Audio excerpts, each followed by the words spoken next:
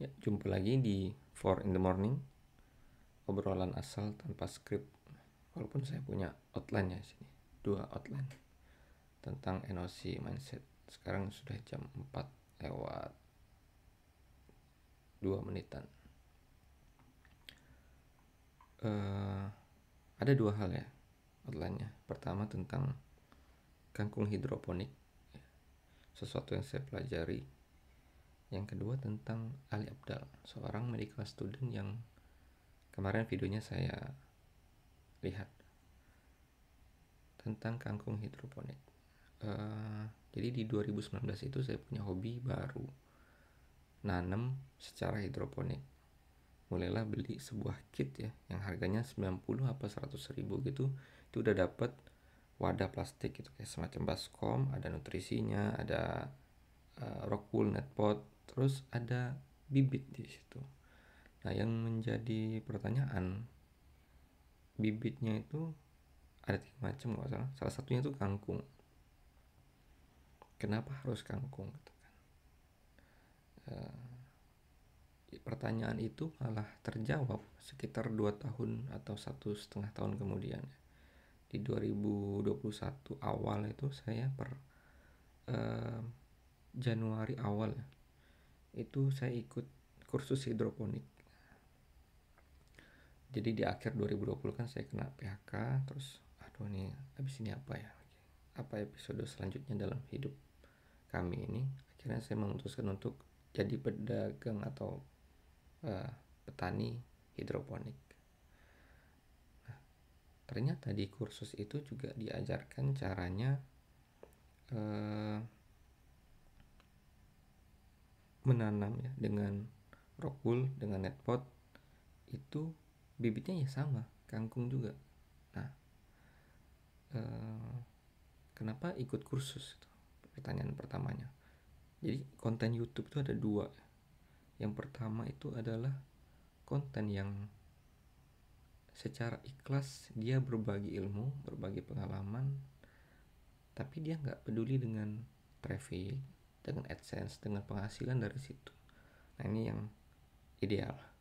Masalahnya kebanyakan konten itu tipe yang kedua, yaitu dia nggak peduli kualitas kontennya seperti apa. Yang terpenting adalah gimana caranya generate traffic dari situ, view-nya banyak, orang yang like banyak, jadi subscriber, dan ujung-ujungnya pendapatannya banyak dari iklan.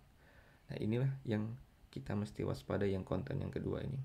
Itulah kenapa di explore YouTube tuh atau di trending topik apapun namanya ya, itu kebanyakan tuh konten-konten yang ya dalam tanda kutip ya gak terlalu apa ya, penting-penting banget gitu. Jadi saran saya, kalau Anda ingin mempelajari sesuatu apapun itu, termasuk hidroponik, belajar jangan dari YouTube tapi cari guru dalam bentuk kursus tadi. Nah, oke, balik lagi ke kangkung hidroponik tadi ya. Jadi alasan kenapa bibit yang pertama kali kami tanam itu, setiap pertama kali belajar itu adalah kangkung, itu lebih ke alasan philosophical. Nah, ada filsafatnya di balik situ dibanding alasan teknikal. Yang pertama, kangkung itu sangat mudah untuk hidup.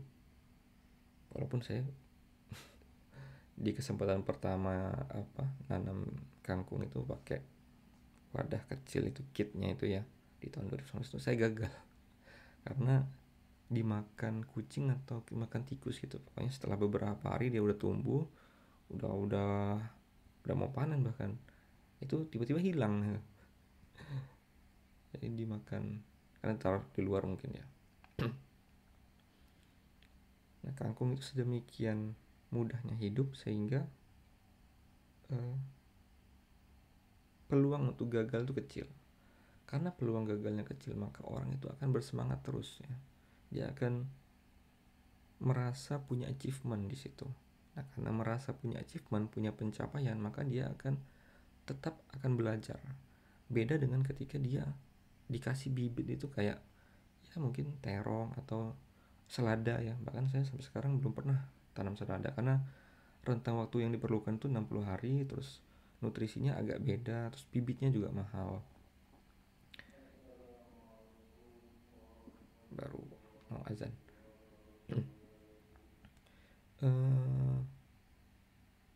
Alasan kedua kenapa dipilih kangkung itu, Anda akan dijudge orang, Anda akan dihakimi orang. Wah, susah-susah kursus namanya kangkung gitu. Itu pasti itu. Istri saya waktu saya punya kid itu, ya Allah mas, mau nanam mau makan kangkung 9 batang aja ribet amat, tinggal beli. Social judgment seperti itulah yang diharapkan di awal-awal belajar hidroponik. Jadi penghakiman dari netizen yang budiman ini kan. Netizen yang budiman ini. Kenapa? Jadi itu sebetulnya sebuah ujian pertama buat kita. Kalau kita lolos di situ, sebetulnya kita itu akan gampang dengan materi-materi yang lebih advance, lebih rumit, kompleks, lebih susah. Karena dari awal kita udah nggak peduli dengan orang, nggak peduli dengan apa yang dikatakan orang. Jadi kita masuk ke outline yang kedua tentang Ali Abdal.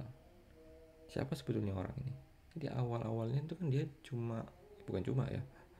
dia medical student, terus dia berprestasi, dia juara 1, akhirnya dia berbagi di YouTube channelnya dan dia cerita gimana caranya dia bisa jadi mahasiswa yang top notch lah itu ya. Nah, jadi di salah satu videonya itu dia cerita tentang apa sebab orang tidak konsisten berlatih, tidak konsisten dalam self improvement. Nah, salah satunya adalah fear of social judgment tadi, sama seperti cerita kangkung sebelumnya. Ketika orang itu dia merasakan ketakutan, overthinking dengan apa yang dikatakan orang, merasa orang lain itu peduli, padahal enggak, maka dia sebetulnya udah kesulitan untuk bertumbuh. Nah, dia bilang kayak gitu. Maka kita harus punya mindset namanya NOC mindset, no one cares.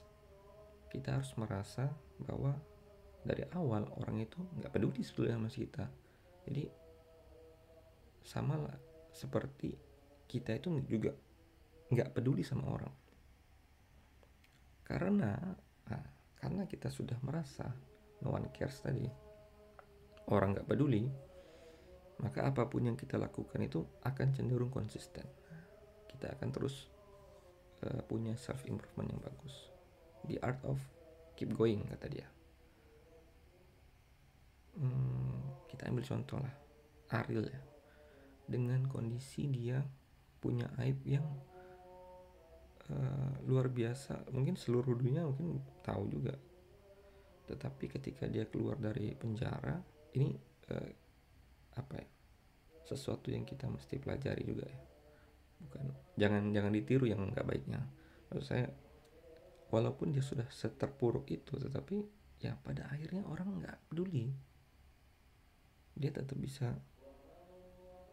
terjun di dunia entertainment, terjun di dunia musik, melanjutkan hidup.